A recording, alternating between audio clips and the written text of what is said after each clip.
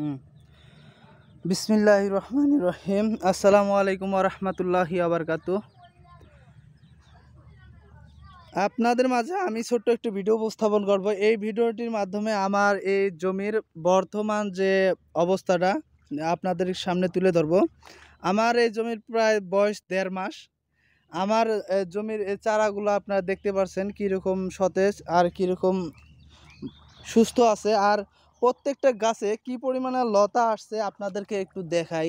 এই দেখেন, এই এই এটার মধ্যে একটা দুইটা তিনটা চারটা লতি আসছে। এরকম করে প্রত্যেকটা গাছ যেগুলো একটু ভালো সুস্থ সবগুলো গাছের মধ্যে লতি 4টা 5টা করে আসছে। এই যে এখানেও একটা দুইটা তিনটা চারটা লতি আছে। এই যে এই জায়গাও তো 2টা লতি বের হয়েছে, এই গাছের লতি। প্রত্যেকটা গাছে এরকম করে লতি বের হচ্ছে। আর আমি যে জাতটা করি এই জাতটা হচ্ছে লতিরাজ বাড়ি 1, যেটা কপালে কালো তিলে, এই জাতটাই আমি করি, অন্য কোনো জাত করি না। আর আপনারা যারা এই কচু সম্পর্কে বিভিন্ন তথ্য জানতে চান অবশ্যই আমাদের সাথে যোগাযোগ করবেন। আর আমাদের ভিডিওগুলো নিয়মিত দেখবেন বা নিচের যে ভিডিওগুলো আপলোড দেওয়া আছে ওগুলো দেখতে পারেন, তাহলে আপনার সার্বিক তথ্য পেয়ে যেতে পারেন।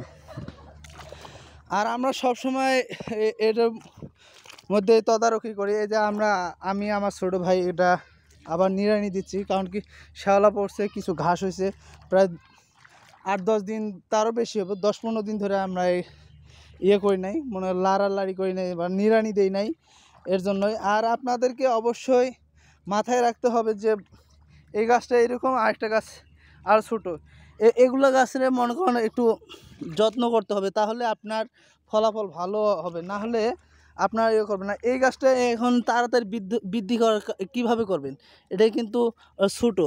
তা আপনি এর পরিপ্রেক্ষিতে যে আপনার যে এরকম কয়েকটা গাছ যদি আপনি আলাদা করে রাখতে পারেন, ওগুলো আপনারা ওই জায়গায় দিতে পারেন।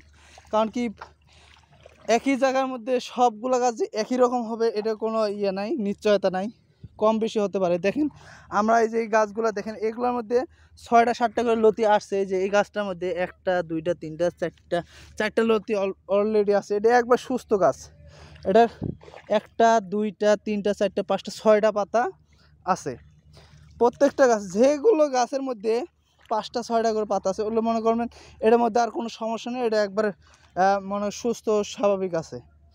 আর আর যেগুলোর মধ্যে দেখবেন 2-3টা পাতা এরকম ঝলসে গেছে, ওগুলো আপনি চেক করবেন নিজ দিয়ে যে পছন্দ হচ্ছে কিনা।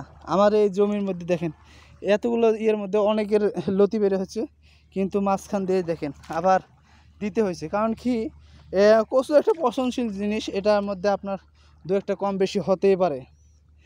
এর জন্য আপনাদেরকে সর্বাপেক্ষায় আপনার সতর্ক থাকতে হবে।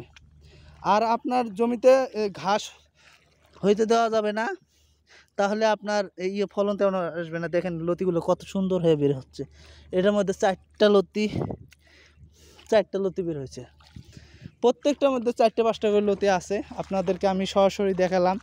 আর আপনারা যারা মনে করেন চারা সংগ্রহ করতে চান বা তথ্য নিতে চান অবশ্যই আমাদের সাথে যোগাযোগ করবেন। এই যে আমাদের জমি কীরকম করে আমরা করছি, আমরা প্রত্যেকটা এর মধ্যে। আর আমরা কি কীটনাশক ব্যবহার করি ওগুলো আমরা ধারাবাহিকভাবে আপনাদেরকে দেব।